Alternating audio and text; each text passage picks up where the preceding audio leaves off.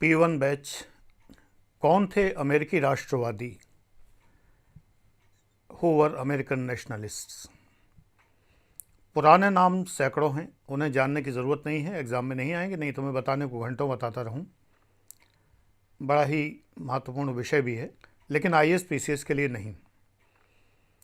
मैंने ये टाइटल रखा इसलिए कि आपके अंदर जिज्ञासा पैदा हो, तो राष्ट्रवाद मैं समझा सकूं आपको कि क्या होता है। क्योंकि आजकल बीजेपी के वर्तमान शासन में राष्ट्रवाद की बातें भी की जाती हैं और हिंदू राष्ट्र की बातें की जाती हैं। वो मेरा विषय नहीं है। मेरा विषय है राष्ट्रवाद। जो राष्ट्रवादी अमेरिका के चर्चा में है उनमें डोनाल्ड ट्रंप का नाम ज़्यादा लिया जाता है, क्योंकि राष्ट्रपति रहे अभी। और डोनाल्ड ट्रंप का नाम इसलिए लिया जाता है कि उन्होंने उग्र राष्ट्रवाद, जिसे कि नव राष्ट्रवाद कहा जाता है, नियो नेशनलिज्म ऑफ अमेरिका, इसका प्रचार किया। इसी की वजह से वो जीते, वरना बहुत से लोग ये कहते हैं कि उनमें राष्ट्रपति जैसे कोई गुण, गंभीरता नहीं थी।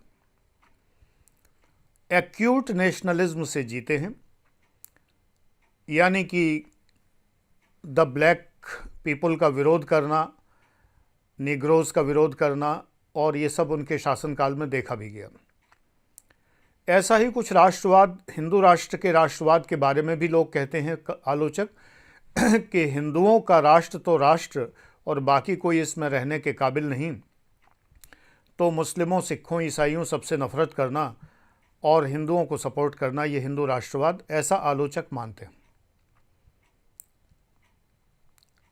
कहीं भी अगर राष्ट्रवाद होता है, जर्मनी का राष्ट्रवाद, इसको नाजीज्म कहा जाता है, इटली का राष्ट्रवाद जिसे फासिज्म कहा जाता है, इनमें किसी एक बिंदु को पकड़ लिया जाता है कि इनका राष्ट्र है। जैसे जर्मनी जर्मन्स का, और जर्मन्स में भी आर्यों का। हाँ, आर्य, जो विशुद्ध जर्मन है उनको आर्यंस कहता था हिटलर। और मैं हिटलर के लिए जानबूझकर सम्मानजनक शब्द इस्तेमाल नहीं कर पाता कि आदरणीय हिटलर जी कहते थे, ऐसा मैं नहीं बोल पाता, क्योंकि बहुत क्रूर 60 लाख यहूदियों का हत्यारा, उसको सम्मानपूर्वक मैं शायद कभी भी नहीं बोल पाऊँगा। तो हिटलर का राष्ट्रवाद ये था कि यहूदियों को मार दो। ऐसे ही लोग, बहुत सारे आलोचक और बहुत सारे समर्थक कहते हैं कि हिंदू राष्ट्रवाद का अर्थ है कि गैर हिंदुओं को मार दो। फिलहाल ये नहीं है। भारत में इस तरह के राष्ट्रवाद की कल्पना राष्ट्रीय स्तर पर नहीं है। भक्त समुदाय या पार्टी में आस्था रखने वाले या किसी संघ के लोगों के अंदर ये भले ही वाद होता हो, लेकिन वो भी बहुत प्रकट तौर पे नहीं हो सकता है।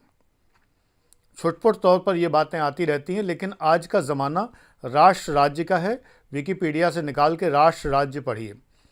ये कंसेप्ट्स आपको सब जानने ज़रूरी हैं। राष्ट्रवाद क्या है, राष्ट्र राज्य क्या है, राज्य क्या है, राष्ट्र क्या है, ये सब चीज़ें आप पढ़िए। ये बातें फाउंडेशन बैच में कम से कम बहुत विस्तार समझाई जाती हैं और गोल्ड बैच में बहुत ज़्यादा अच्छे से लिखा दी जाती हैं। डिक्टेशन, बाइलिंगुअल, हिंदी और इंग्लिश दोनों।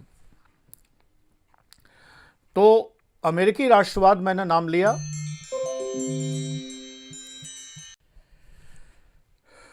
अमेरिकी राष्ट्रवाद गोरों का राष्ट्रवाद। इस समय तो इतना ही जान लो, क्योंकि अमेरिका से प्रश्न कम आते हैं। लेकिन गोरी नस्ल का राष्ट्रवाद एक तरह का।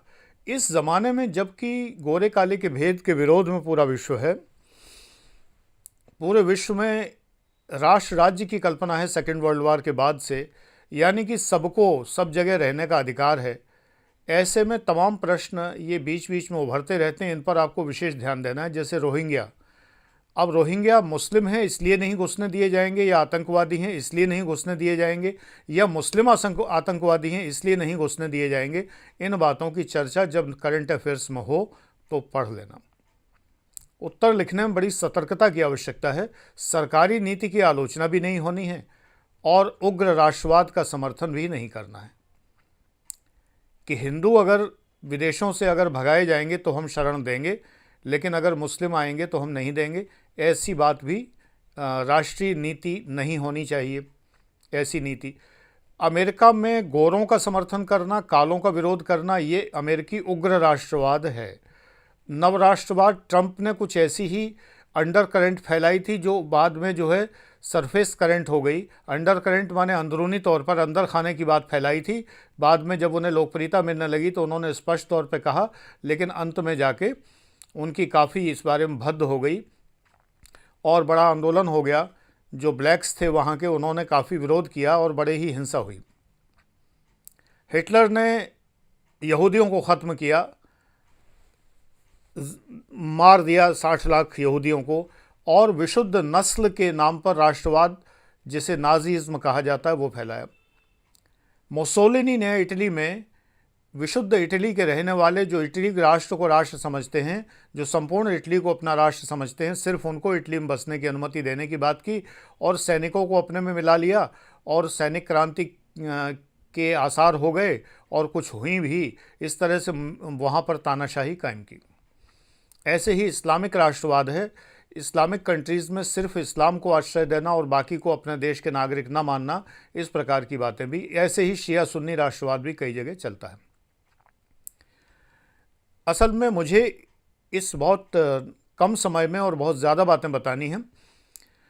राष्ट्रवाद और ग्लोबलाइजेशन, ये दोनों चीज़ें एक साथ नहीं चल सकती। ट्रंप इसीलिए फेल हो गए क्योंकि राष्ट्रवाद तो ये है कि हम सिर्फ गोरे ही अमेरिकन हैं, बाकी तो हैं ही नहीं। तो फिर विदेशी लोग तो बिल्कुल ही अमेरिका में बसने ही नहीं दिए जाएंगे। यही भय सता रहा था। वो तो मोदी जी की कूटनीति है कि ट्रंप को अपने समर्थन में लिए रहे, और ट्रंप बीच बीच में बिदक भी जाते थे। देखा था वैक्सीन के मामले में ट्रंप ने एकदम बहुत ही पलटी मारी थी। लेकिन मोदी जी की रणनीति और उनकी विदेश नीति आज तक के समस्त प्रधानमंत्रियों में इंदिरा गांधी जैसी ही है लगभग।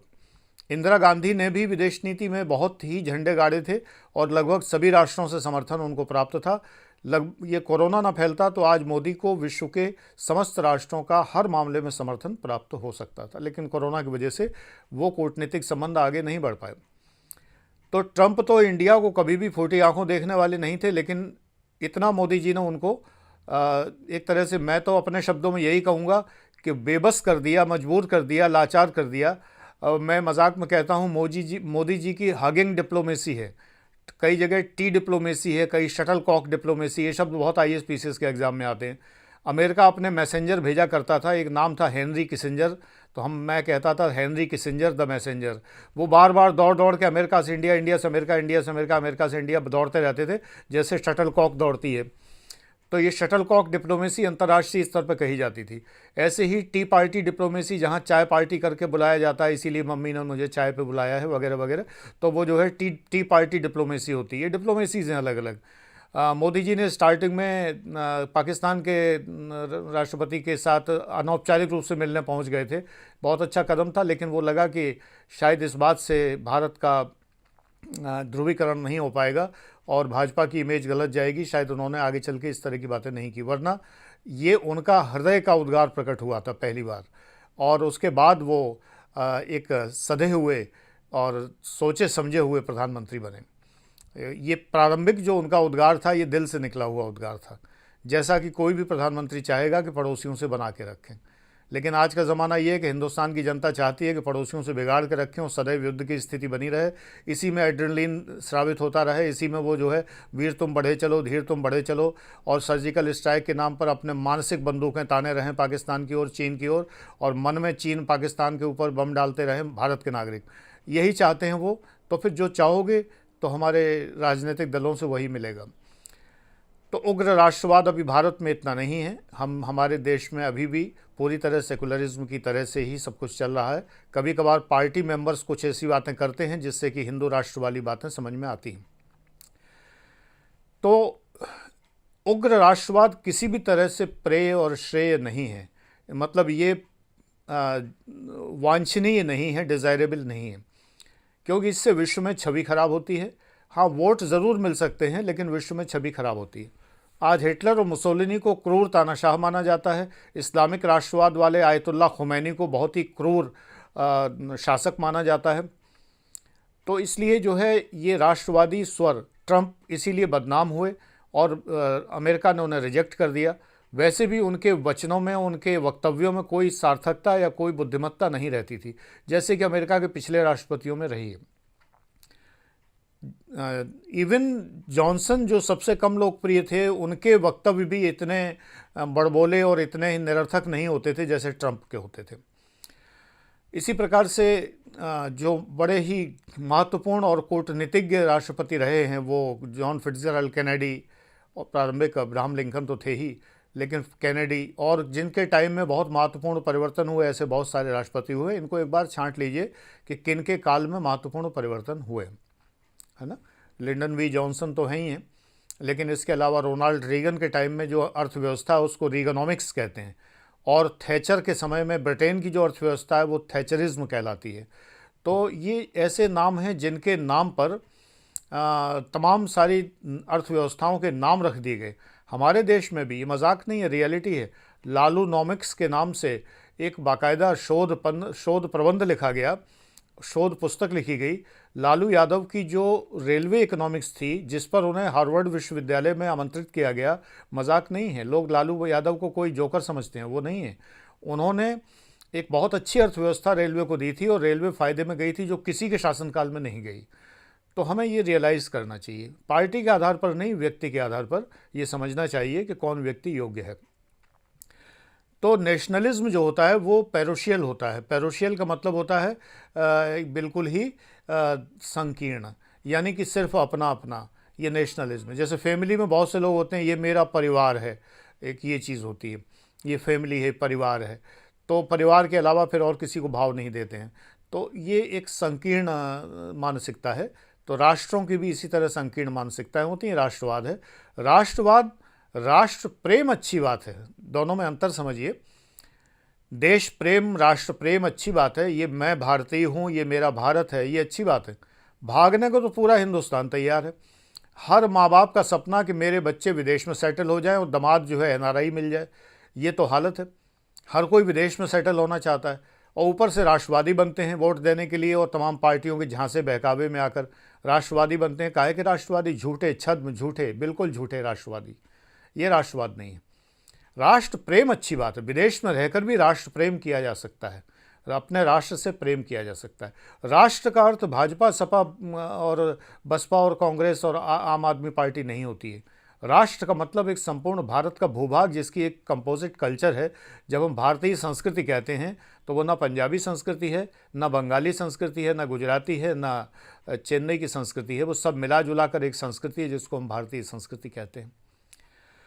बड़ा कठिन है भारतीय संस्कृति को डिफाइन करना। ये है राष्ट्र प्रेम, अपनी संस्कृति से, अपने संस्कारों से, अपने पूर्वजों से, अपने धार्मिक ग्रंथों से प्रेम, लेकिन दूसरों से घृणा नहीं। मजहब नहीं सिखाता आपस में बैर रखना। हिंदी है हम, वतन है हिंदुस्तान हमारा। हिंदी का मतलब हिंदी भाषा नहीं, हिंदी मन हिंद के रहने वाले, जैसे पंजाब का पंजाबी, गुजरात का गुजराती, हिंद का हिंदी। हिंदी है हम, वतन है हिंदुस्तान हमारा। तो ये हिंदुस्तान, इसमें कोई मजहबी भेदभाव ना हो, हिंदी उर्दू का भेदभाव ना हो, कन्नड़ तमिल मलयालम का भेदभाव ना हो, बंगाली पंजाबी का भेदभाव ना हो, क्षेत्रीयता ना हो, तब इसको हम कहते हैं, क्या कहते हैं? राष्ट्रीय एकता, अनेकता में एकता, जिसको कहते हैं भारत की विशेषता। लेकिन राष्ट्रवाद जब आ जाता है, और वो भी अगर हिंदू राष्ट्रवाद, तो भारत का निर्माण हिंदू धर्म के आधार पर नहीं हुआ है। इसलिए नहीं हुआ कि भारत एक ऐसा देश होगा जहां सिर्फ हिंदू रहेंगे। इसलिए तमाम लोग अभी जो मुस्लिम समुदाय है, जो सीए से, सीएबी से और तमाम सारे रजिस्टरों से भयभीत दिखाई दिया और शाहीन बाग के धरने हुए वगैरह हुआ, ये सब डरने की कोई मुझे तो आवश्यकता नहीं लगती है। कारण ये है कि भारतीय संविधान इस बात का कोई अनुमति देता ही नहीं है कभी भी कि कोई ऐसा कानून बनाया जाए। भाई ये बात अलग है कि अब आप पैदा ही नहीं यहाँ हुए, भारत के नागरिक ही नहीं हैं, अवैध रूप से रह रहे हैं, कहीं से भाग के आए हैं, वो बात तो अलग है। तब तो आपको वैधानिक रूप से शरण लेनी पड़ेगी, या अगर शरण का नियम नहीं है तो फिर वापस जाना पड़ सकता, वो अलग बात हुई। लेकिन धर्म के आधार पर ये नहीं होगा कि कोई व्यक्ति भारत में ही पैदा हुआ है, भारत में ही बसा हुआ है हमेशा से और मुस्लिम है तो उसको भारत से निकाल के भेज दिया जाए। ये तो नहीं संभव है। प्रधानमंत्री जी ने खुद भी आश्वस्त किया और गृह मंत्री जी ने भी आश्वस्त किया कि ये सब भयभीत होने की ज़रूरत नहीं है। लेकिन लोगों को डर लग रहा है कि ये सरकार कुछ भी कर सकती है, तो मुझे तो नहीं लगता, कुछ भी अगर कर सकती है तो वो कुछ बोल्ड डिसीजन ले सकती है, लेना चाहिए। 370 कोई ज़रूरत नहीं थी, बिल्कुल ही कोई कतई राष्ट्रवादी और कतई ही जो है राष्ट्रीयतापूर्ण उपबंध नहीं था। भाई किसी एक स्टेट को हम विशेष दर्जा क्यों दें, वाई नीड क्या है? हाँ, अगर जम्मू कश्मीर केंद्र शासित प्रदेश होता तब बात समझ में आती, बॉर्डर है और सेंसिटिव है तो केंद्र शासित प्रदेश। अब गोवा जैसी जगह केंद्र शासित, ऐसी जगह कोई मतलब नहीं है, चंडीगढ़ का मतलब नहीं है कोई भी, ये सब पुरानी बात, ये भी ख़त्म हो जानी चाहिए। ये केंद्र शासित प्रदेशों का मतलब था, ये वो प्रदेश थे जो ब्रिटेन के सम्राट डायरेक्ट अपने अंडर में रखना चाहते थे। उस जमाने में बहुत से प्रदेश ऐसे थे। तो अब केंद्र शासित प्रदेश का मतलब नहीं हम पर किसी विदेशी का शासन थोड़ी है। तो अब तो सब राज्य होने चाहिए और उन्हें निकटतम राज्य में सम्मिलित कर लेना चाहिए, लेकिन राजनीति की वजह से वो हो नहीं सकता है, मुश्किल है। इस मामले में ये गवर्नमेंट बहुत बोल्ड डिसीजन ले सकती है, लेती है, लेती रही है। जब 370 में लिखा एक अस्थाई उपबंध है, शुरू में लिखा, तो अस्थाई कब तक अस्थाई रहेगा भाई? बुढ़ापा आ गया, 70 साल का बुढ़ा हो गया आदमी, तब भी वो जो है वो वही बना रहेगा, बच्चा ही बना रहेगा। तो ये सोचो हमारा संविधान कितना पुराना हो गया, हमारी आज़ादी कितनी पुरानी हो गई, अब भी जो है हम वो उसको ढोए जा रहे हैं ज़बरदस्ती। That was the bold step and was the right step, इसीलिए इसका कोई विरोध नहीं हुआ, विदेशों में किसी ने उफ नहीं की। एक आध चेंचे पे करते रहे कोई देश, करने दो, हमारे प्रधानमंत्री जी को इन सब की परवाह नहीं। तो इसलिए जो है ये एक बोल्ड डिसीजंस होने चाहिए, लेकिन राष्ट्रवाद ट्रंप जैसा कोई राष्ट्रवाद नहीं। मैं आपसे बता देता हूँ कि ट्रंप की और मोदी जी कोई तुलना नहीं है, कोई तुलना नहीं। ट्रंप का कोई व्यक्तित्व नहीं है, नाम मात्र के लिए। तो अमेरिकी राष्ट्रवादी आज के ज़माने में फेल हो चुके हैं। ये गलती बस भारत न करे कि हिंदू राष्ट्रवाद न लाए, ये एक बहुत बड़ी गलती होगी और वही फेल्योर होगा जैसा कि ट्रंप के राष्ट्रवाद का हुआ है। ईश्वर न करे ऐसा हो। और जो भाजपा का जो शीर्ष नेतृत्व है वो इतना समझदार है कि वो संभवतः ऐसा नहीं करेगा। God bless you.